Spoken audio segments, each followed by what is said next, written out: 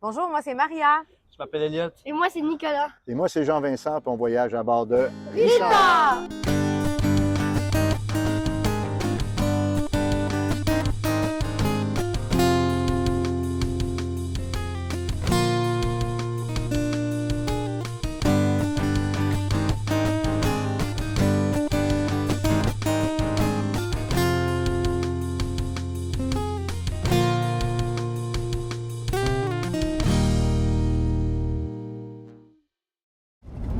Après avoir passé une nuit extraordinaire à l'hôtel Gamma, on a été invité par des amis. On est en direction de Mérida. On est sur l'autoroute 180 qui est absolument fantastique. Elle est toute droite. On n'a pas besoin de se préoccuper des trous. C'est une autoroute qui fait 420 km à peu près de Campeche, Mérida et jusqu'à Cancun. Et juste à côté, on a le train Maya, qui est un train rapide qui va de Campeche, lui aussi, de Campeche, Mérida, jusqu'à Cancun. Alors, pas besoin de se préoccuper des trous. Un peu nuageux aujourd'hui, mais c'est quand même agréable de conduire. Bienvenue au Yucatan. Oh yeah, oh yeah. Hola, buenos días.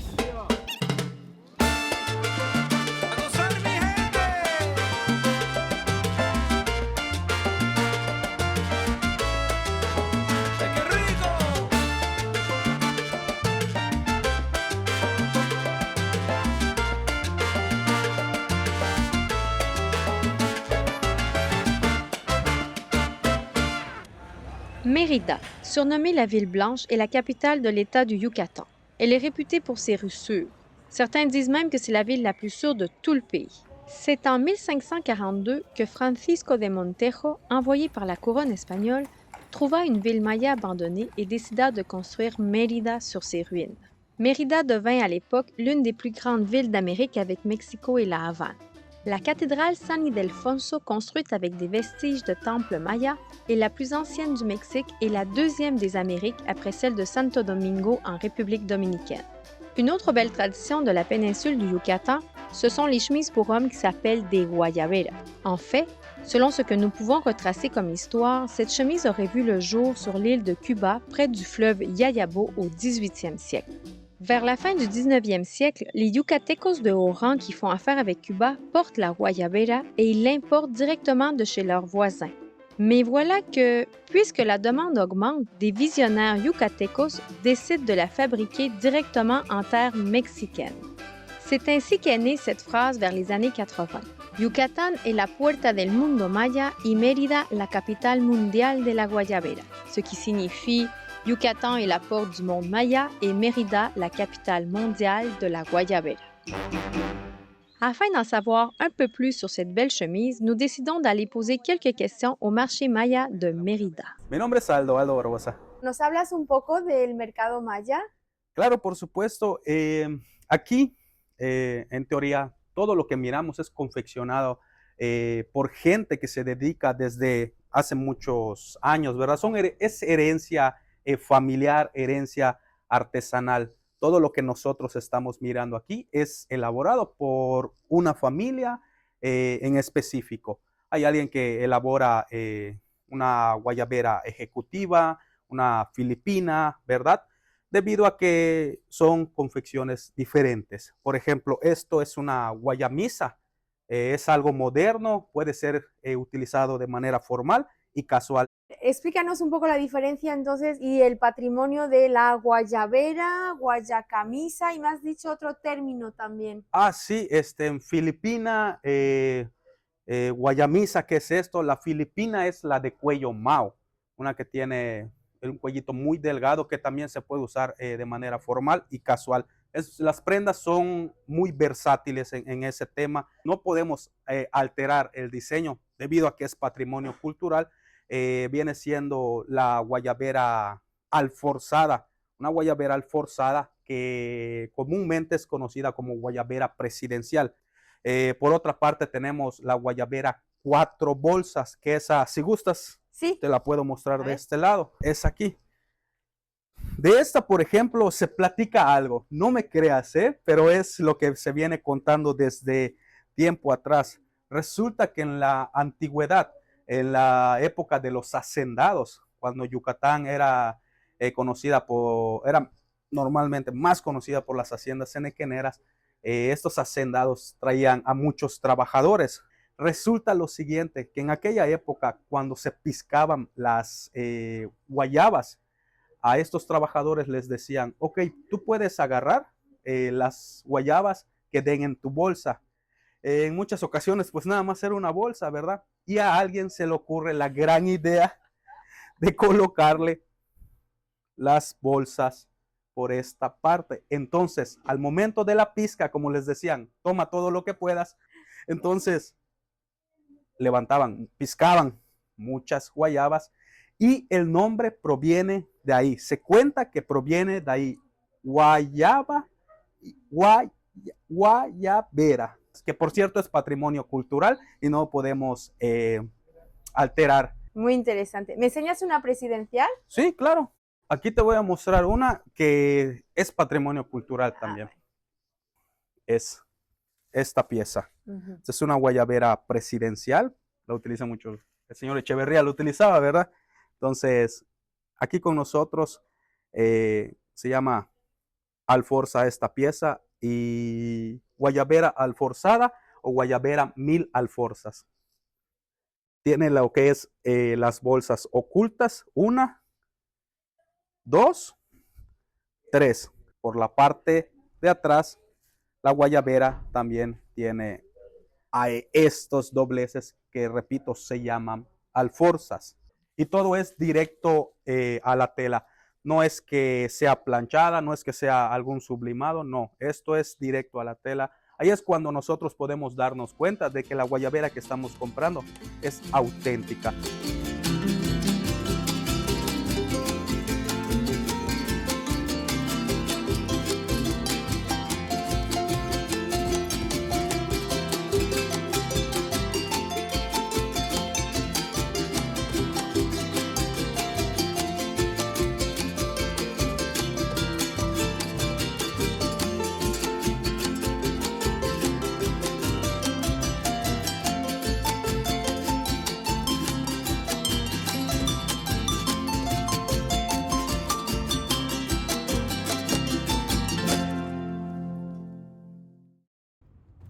Nous continuons notre route vers une petite ville toute de jaune habillée, Izamal. Izamal est située à 72 km à l'est de Mérida. Elle est connue au Yucatan comme la ville jaune, car les maisons et le monastère de Saint-Antoine de Padoue sont de cette couleur.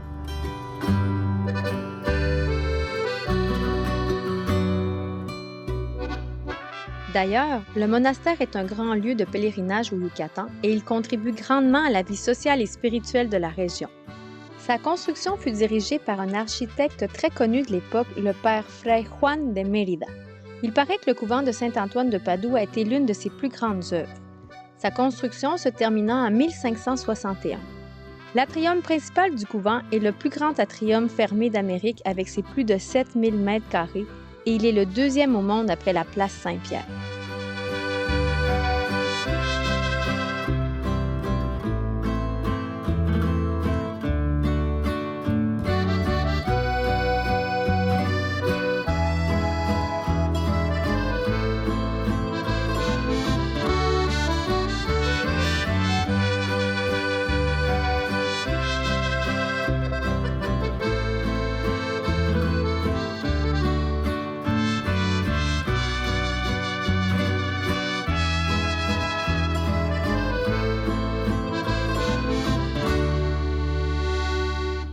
Mais pourquoi jaune?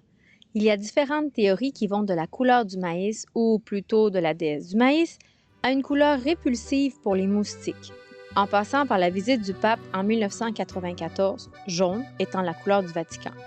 Mais la plus vraisemblable viendrait de Miguel Vera Lima, chroniqueur de la ville, qui explique que le maire de la ville entre 1959 et 1961 obligea les commerces et les citoyens qui offraient leur façade à des fins publicitaires à payer leurs taxes pour celles-ci.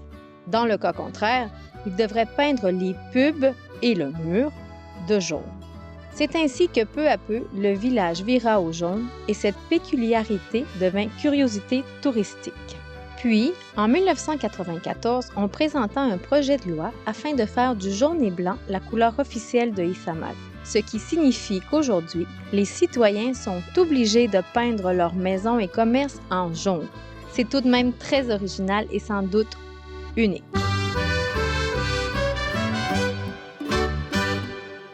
Nous quittons la belle Izamal en direction de Chichén Itzá, qui est le plus important site archéologique du Yucatan et du pays. D'ailleurs, ces ruines ont été déclarées patrimoine mondial par l'UNESCO et sa pyramide principale est considérée comme l'une des 7 merveilles du monde moderne. On vous montre des images. Ah, si. Une seule chose. Selon moi, il y a beaucoup trop de vendeurs de souvenirs à l'intérieur du site. Sur ce, bonne visite!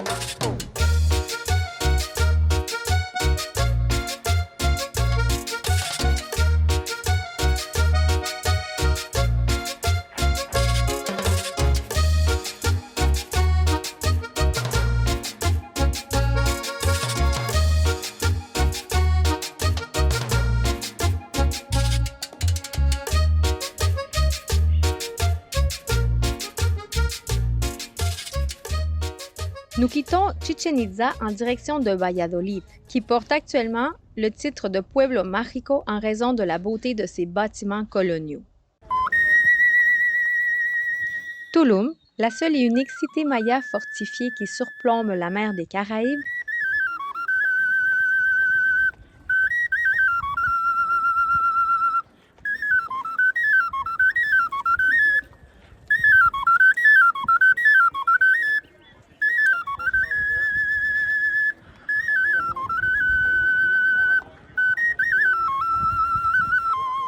et Playa del Carmen.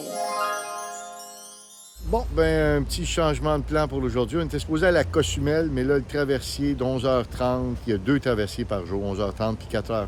Le premier, 11h30, était plein.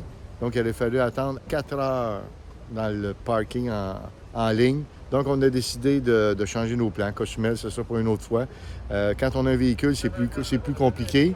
Il y a 2 traversiers, un pour les véhicules puis un pour les passagers. Celui des passagers, si vous voulez aller sur l'île de Cozumel, c'est très facile. Mais quand on a un véhicule le moindrement gros, c'est un peu plus compliqué, les places sont limitées. Donc, on a décidé d'aller faire un petit arrêt dans le parc Xcaret. Changement de plan, encore une fois, Xcaret était beaucoup trop dispendieux pour 4 personnes pour nous autres aujourd'hui, surtout à 1h de l'après-midi. Ça coûtait presque 600 $ pour 4 personnes. C'est un parc thématique. Il y a aussi, tu peux te baigner avec les dauphins, mais ça, c'est un extra. Finalement, ça faisait une journée à 1000 $. C'était impensable. On a décidé d'arrêter dans un hôtel. L'hôtel qui est en arrière de moi, Puerto Aventuras, qui est dans le village de Puerto Aventuras. Et on va passer une nuit à la fraîche. On va profiter de la piscine pour 250 $, c'est ça, Maria? Oui. 250 $. Je pense que ça va faire plaisir aux enfants. Beaucoup moins cher qu'aller au parc thématique de Xcaret. Xcaret ou Xcaret. Et voilà, puis lui, ça le dit, lui aussi. petite précision, si vous voulez réserver un hôtel sur la Riviera Maya, vous êtes en autocaravane comme nous, vous ne pouvez pas le faire en allant directement à la réception, vous devez le faire en ligne. Alors, c'est un peu compliqué parce que même quand on arrive devant l'entrée de l'hôtel, il est impossible de faire demi-tour, il ne nous laisse pas passer, on doit reculer. Soyez avisés, faites ça en ligne si vous êtes en autocaravane.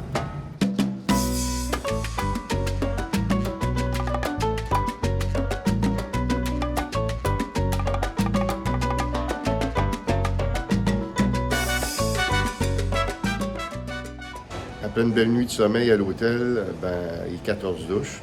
C'est le temps d'aller déjeuner. Les enfants sont super contents de s'être baignés dans la piscine, de profiter un peu de la mer.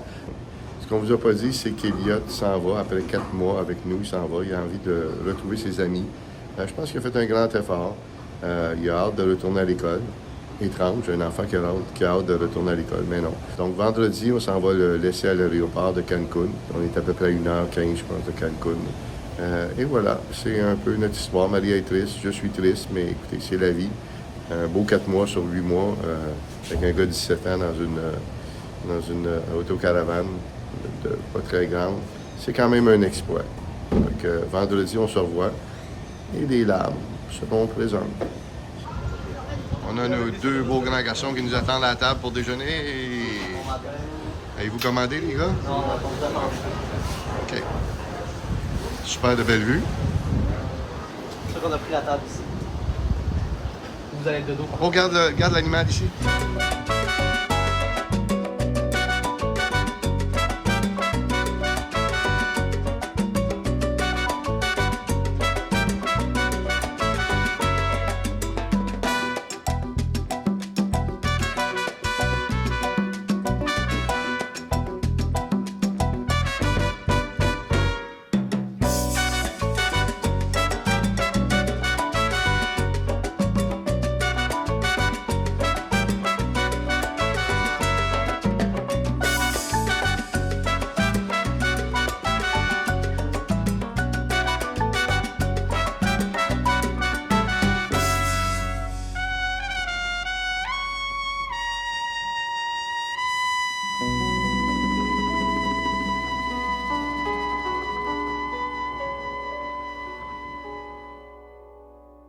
Si vous avez aimé, n'oubliez pas de mettre un petit pouce en l'air, de vous abonner et de partager avec vos amis. C'est la meilleure façon de faire connaître nos aventures. Merci beaucoup et viva Rita!